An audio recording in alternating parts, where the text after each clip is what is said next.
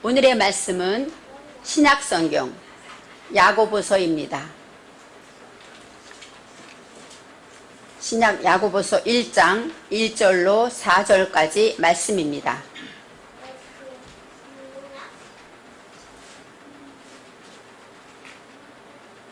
(1절로 4절입니다) 하나님과 주 예수 그리스도의 종 야고보는 흩어져 있는 12지파에게 문안하노라.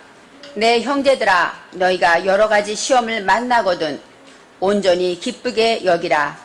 이는 너희 믿음의 시련이 인내를 만들어내는 줄 너희가 알미라. 인내를 온전히 이루라. 이는 너희로 온전하고 구비하여 조금도 부족함이 없게 하려 함이라. 아멘. 오늘의 말씀의 제목은 4절에 있는 말씀으로 인내를 온전히 이루라입니다.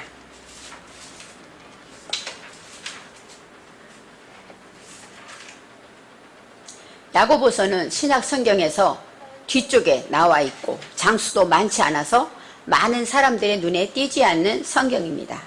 하지만 저는 예전부터 야고보서를 참 좋아했습니다.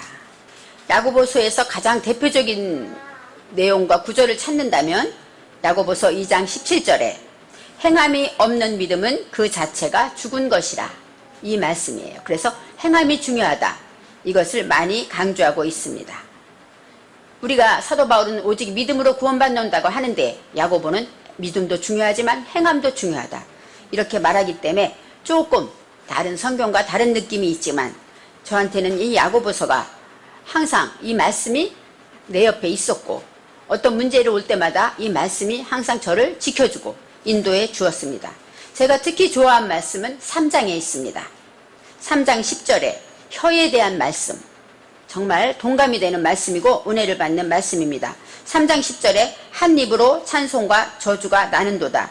내 형제들아, 이것이 마땅치 아니하니라. 저는 이 말씀을 붙잡고 회개도 많이 했습니다.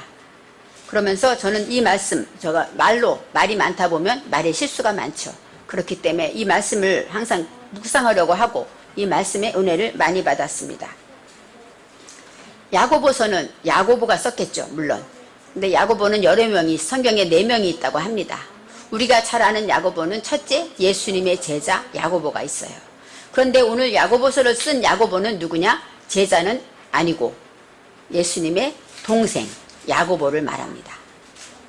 그래서 예수님의 아마 큰 동생으로 알고 있어요. 이 야고보는 예수님의 동생이고, 이 제자 야고보는 사도행전 12장 2절에 보면 베드로가 옥에 갇힐 때 그 전에 먼저 야고보는 칼로 헤롯 왕에 의해서 순교를 당하게 됩니다. 순교를 당한 후에 이제 사도 바울이 옥에 갇혀요. 그 정도로 가장 먼저 예수님의 제자 중에 순교를 당한 그런 제자가 야고보입니다. 그리고 예수님의 동생들은 이 마태복음이나 요한복음에 보면 예수님을 믿지 않았어요. 그래서 예수님이 설교하는데 찾아와서 예수를 불러달라고 그러고, 그러면서 많이 예수를 믿지 않았어요. 그런데 성경에 보니까 고린도전서 15장 7절에 예수님이 부활하신 후에 야고보를 찾아갔어요. 그래서 야고보 앞에 모습을 보이셨다, 성경에 나와 있습니다. 야고보가 어땠을까요? 사랑하는 형이 구주인지 몰랐는데 십자가의 죽으심을 봤을 때 얼마나 애통하고 얼마나 슬펐을까요? 그러다가 부활하신 주님을 만나면서 야고보의 마음이 어땠을까 가끔 이해가 갑니다. 사도행전 1장 14절에 여자들과 예수의 어머니 마리아와 예수의 아우들과 더불어 마음을 같이하여 오로지 기도에 힘썼다. 즉 오순절 마가의 다락방에 120 문도가 있을 때 그 중에 예수의 형제 야고보가 뜨겁게 기도했다는 것이죠. 그때 성령 체험을 하고 은사를 받고 진정으로 거듭나게 돼서 그때부터 야고보는 하나님의 사람으로 예수님의 제자로 쓰임받게 된 것입니다. 아마 30년을 예수님과 살았기 때문에 누구보다 예수님을 잘 알 거예요. 그래서 이 야고보서에는 예수님의 말씀이 자세히 묻어나 있는 모습을 느끼게 됩니다. 야고보는 초대 예루살렘 교회의 감독이었습니다. 그리고 야고보서의 신학적인 것은 유대교적인 모습이 있어서 공평하게 기독교의 모습을 예수님의 그 말씀과 함께 공평하게 말씀을 증거하고 있고, 별명이 낙타 무릎이었대요. 얼마나 기도를 많이 했으면 낙타 무릎처럼 그렇게 됐을까. 야고보는 정말 많이 회개하고 정말 많이 기도했다고 알려져 있습니다. 결국은 야고보는 성전 꼭대기에 사람들이 던져서 돌과 몽둥이로 맞아 죽는 순교를 한다고 합니다. 이렇게 예수님을 만나고 예수님 앞에 거듭난 사람들은 대부분 다 복음을 위해 순교하게 되었죠. 이런 야고보가 오늘 우리에게 말씀하고 편지를 주고 인사하고 있습니다. 1절 말씀에 하나님과 예수 그리스도의 종 야고보는 흩어져 있는 12지파에게 문안하노라 이렇게 말하죠. 바로 야고보는 예수 그리스도의 종이다, 내가 종이다 하고 말하면서 흩어져 있는 12지파는 누구일까요? 유대인들 12지파가 이제 많은 고난을 받고 많이 디아스포라 흩어져 있습니다. 그들에게 문안한다고 합니다. 바로 많은 기독교인들도 되고 또 그들에게 이 문안한다. 왜요? 많은 환난을 당하고 있기 때문에 그들이 잘 지내는지 문안하고 있습니다.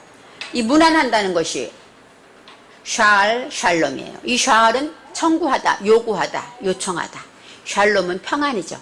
평안을 요구하다, 평안하기를 바란다, 이런 뜻이 있어요. 그들이 평안하기를 원한다. 이것이 바로 문안한다, 이런 성경입니다. 여기서 바로 12제자는 12지파가 되겠지만 저와 여러분, 아시아의 모든 세계에 흩어져 있는 하나님의 백성들, 저와 여러분이 될 것입니다. 2절에 내 형제들아 너희가 여러 가지 시험을 만나거든 온전히 기쁘게 여기라. 내 형제들아. 여기서 형제는 아히인데 바로 친척, 동료, 친족입니다. 야고보는 예수님의 진정한 형제였죠. 바로 진짜 형제였잖아요. 그렇기 때문에 이제는 내 형제들아 했을 때, 그 형제들아 했을 때 마음이 어땠을까요?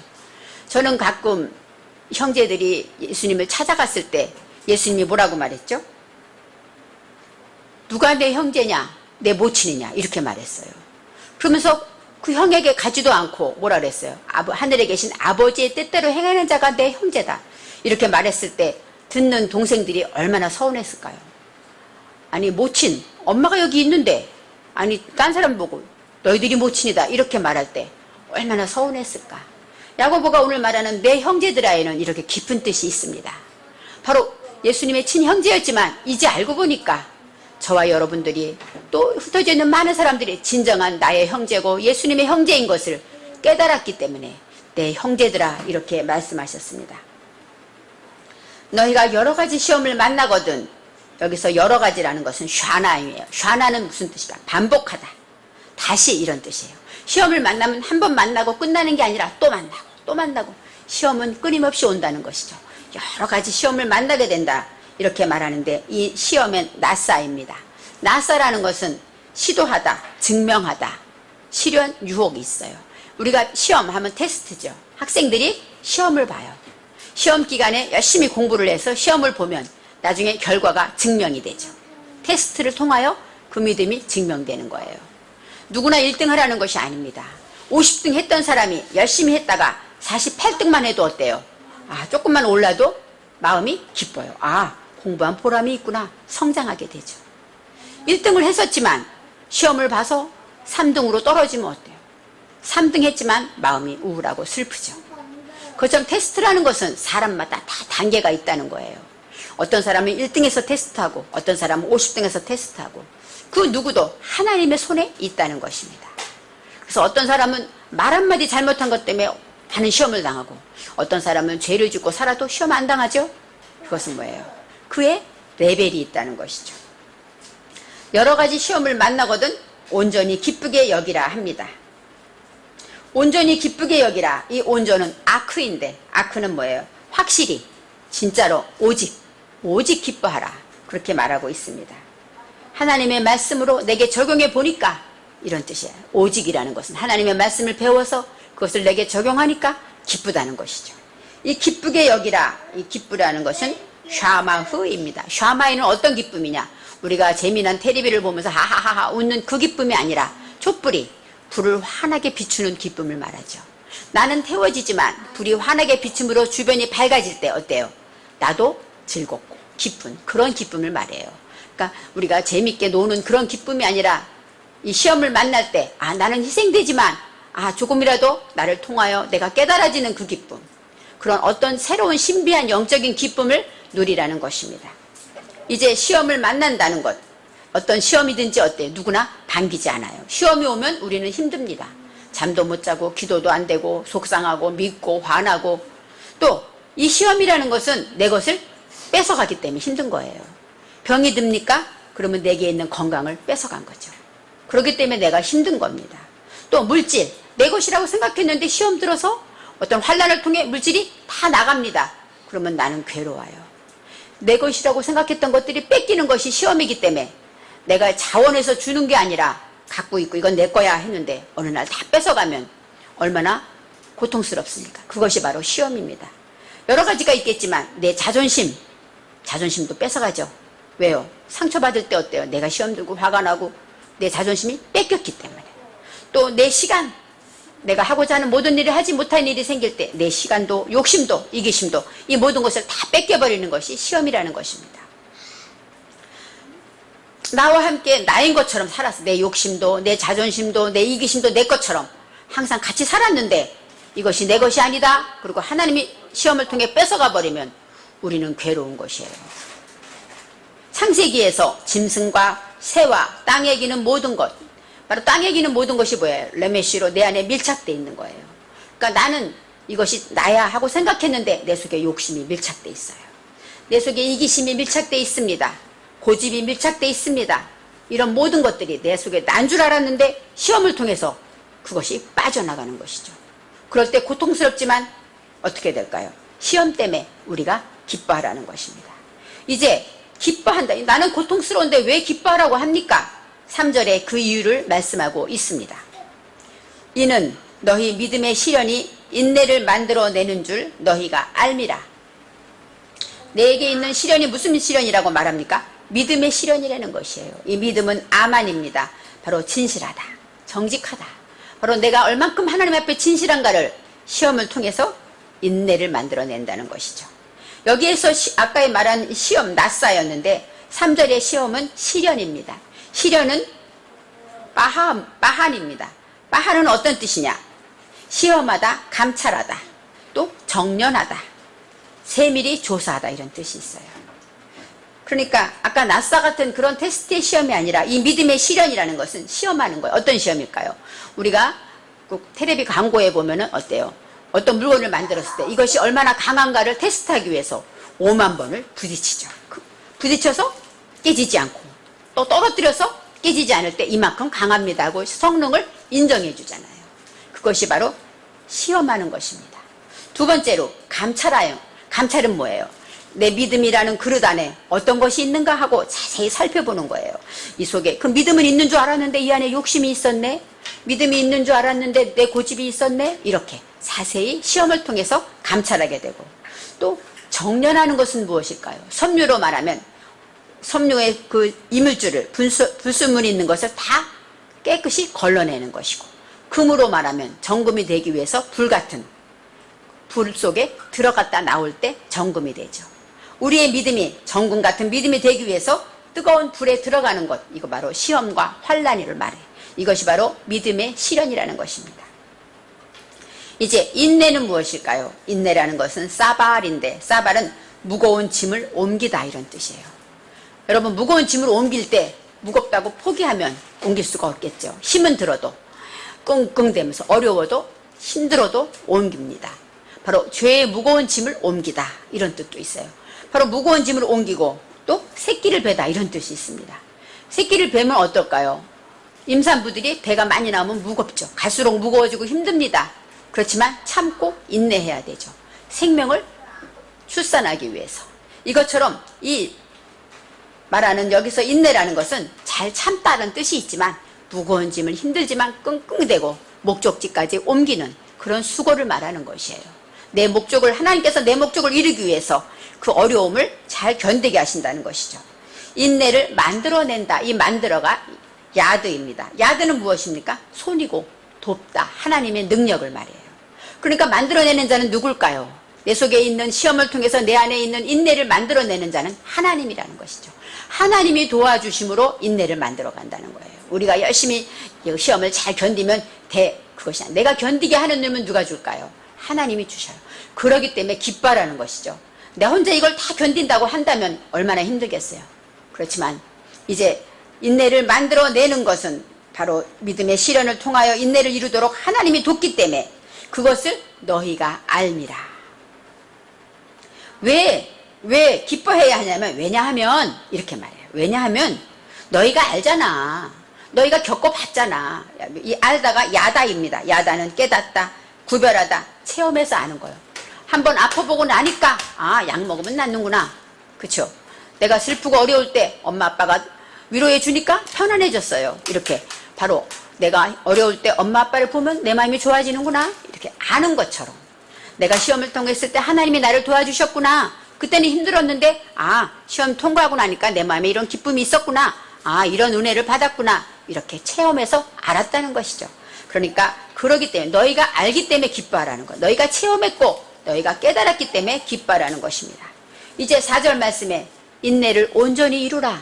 여기서 온전히가 나옵니다. 이 온전히가 샬람이에요. 샬람은 뭐죠? 샬롬, 평안을 말합니다. 그리고 완전하다, 화목하다. 바로 내 안에 평안이 오는 것이 온전함으로 온다는 것이죠. 내가 말씀을 통하여 어려움이 오고 환난이 오고 이럴 때 내 안에 평안이 없으면 인내가 이루어지지 못하는 것이죠. 그래서 온전히 이룬다는 것은 샬롬, 내 안에 완전하고 화목하고 사람과도 화평하고 하나님과 화평한데 만약에 시험을 당해서 누구 때문에 화가 났습니다. 그런데 하나님과는 화평한데 그 사람이 미우면 인내가 온전한 것일까요?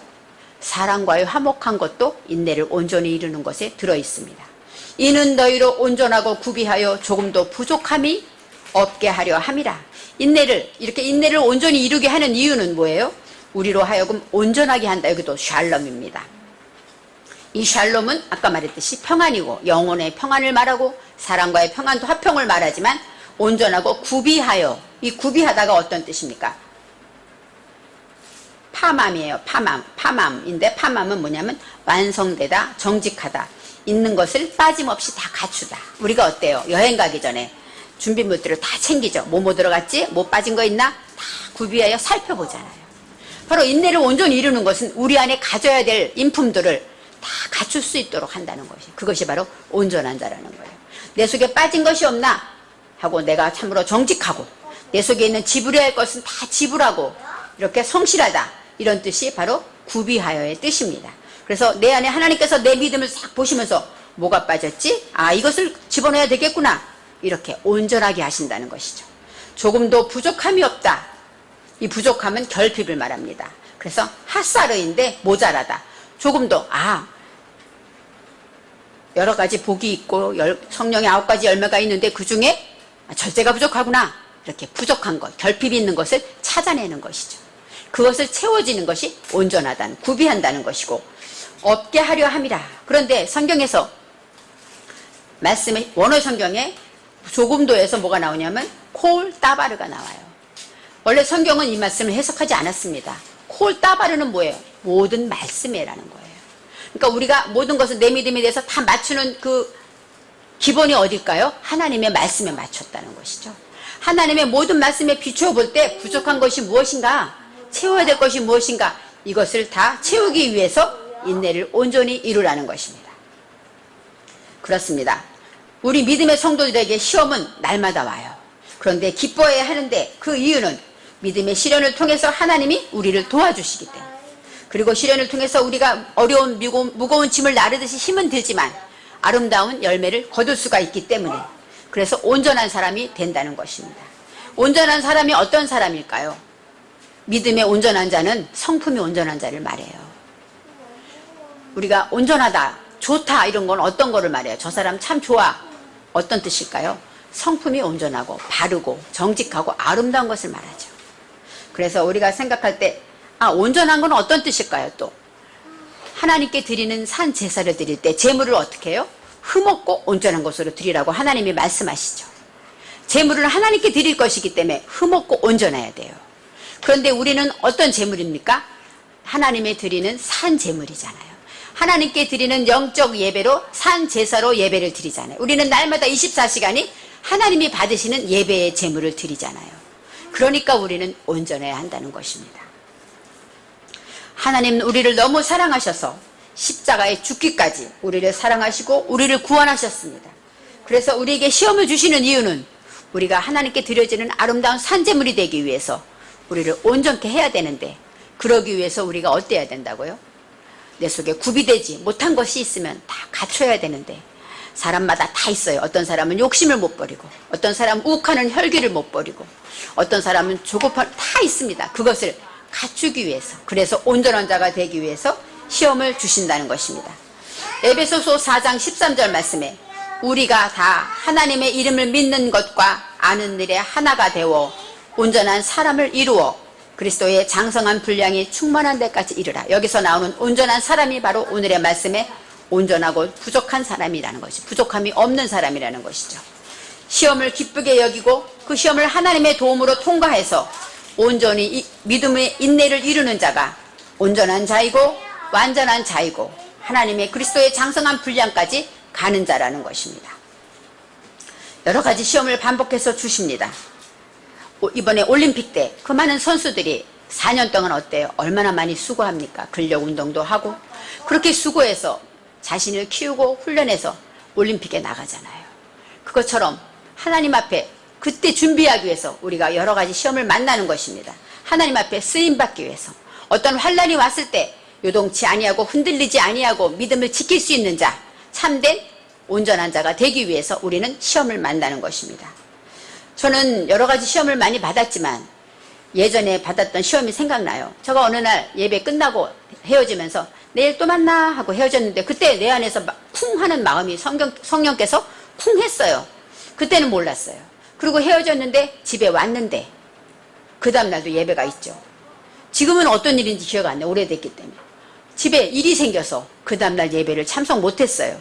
제가 예배를 참석 못한다는 것은 저한테는 아주 큰 일이었거든요. 그때 기도할 때 하나님이 그러시더라고요. 내일 또 만나. 내 맘대로 만나니? 너가 마음 안에 하나님이 도우시면 내일 만나 이런 마음이 없이 아마 제 생각에 너무너무 즐거움에 내일 만나 했던 것 같아요. 근데 하나님은 저를 그걸 다루어 가셨어요. 그래서 그때 하나님, 내가 말 한마디도 진짜 하나님을 의지하지 않고 말하면 안 되겠군요. 그걸 깨달은 적이 있었어요. 그런데 제가 이번 주에 한 주간을 완전히 아파서 일어나지 못하게 살았습니다. 하나님 앞에 제가 첫날로 막 토하고 쓰러지고 막 일어나지 못할 때 막 기도했죠. 하나님 살려주세요. 하나님 어떤 뜻입니까? 하루가 지나니까 좀 괜찮았어. 아유 감사합니다. 그랬는데 다시 또 아프고 일주일을 계속 일어나서 책을 볼 수 없게 아프더라고. 설교 준비를 못하고 아무것도 할 수 없게 아파서 움직이지 못하고 그러면서도 할 일이 너무 많은데 그랬는데 하나님께서 토요일날 이제 12시 1시 넘었을 때 잠이 안 오더니 그때 하나님께서 내 마음에 다 은혜와 감동을 주셨습니다. 저는 이제 방학 동안에 성경 한독을 해야지 해가지고 성경을 읽었어요. 일주일 전에 야고보서 1장까지 다 읽었습니다. 보니까 얼마 안 남았어요. 그래서 이제 일주일이면 이거 다 읽겠네 생각했죠. 그런데 하나님이 그러셔요. 너가 일주일이면 다 읽는다고 어떤 마음으로 그 생각을 했냐. 하나님은 그 생각을 하시면서 다루어 가시는 걸 알았어요. 내가 옛날에 내일 또 만나 했을 때 그렇게 회개하고 기도했는데 또 내 마음을 놓아버렸구나. 하나님이 허락하지 않으면 되지 않습니다. 이 고백이 내 안에 있지 아니하면 하나님은 순간순간마다 나를 다루어 가시는 거예요. 그러면서 제가 일주일 동안 해야 할 일이 개강을 앞에 뒀기 때문에 만나서 식사할 사람도 있고 전화할 사람도 있고 상담할 사람이 있었는데 아무것도 못했어요. 그때 하나님이 말씀하십니다. 네가 하냐? 내가 하지. 걱정하지 마. 내 일이니까 내가 한다. 하나님이 이렇게 말씀하시더라고요. 그래서 제가 그 밤에 하나님이 잠을 안 재우고 나를 통해서 이렇게 나를 다루어 가시는 하나님. 바로 사람마다 다 다루는 분야가 다릅니다. 저는 이런 문제를 통해서 하나님이 하시는군요. 그래요. 하나님께 맡깁니다. 하고 하나님의 응답을 받았지만 이렇게 하나님께서는 사람마다 이런 시험을 주십니다.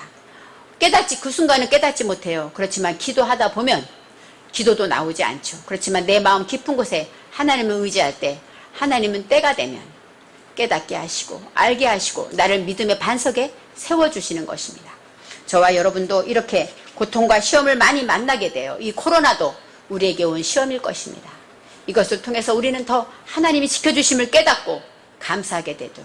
또 제가 아플 때 우리 남편이 열 있나 만져보고 또 약도 사다 주고 신경 쓸 때 더욱더 감사하게 되고 옆에 있는 사람이 이렇게 소중하구나 감사를 깨닫고 이렇게 모든 것은 유익하게 나를 깨닫게 하시고 나를 인도하시는 것입니다.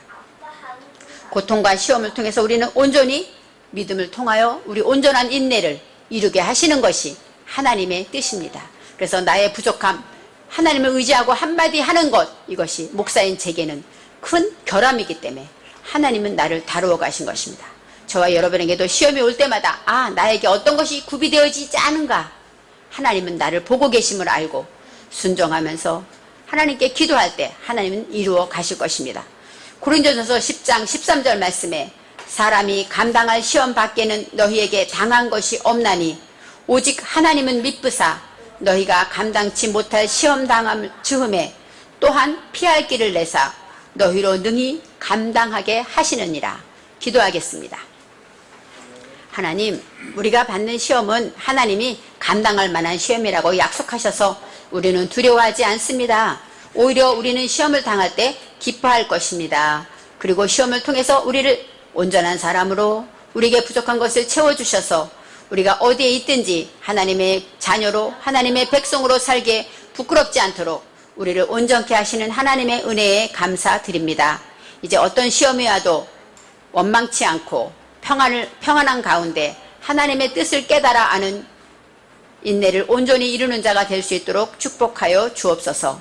감사드리며 예수님의 이름으로 기도합니다. 아멘.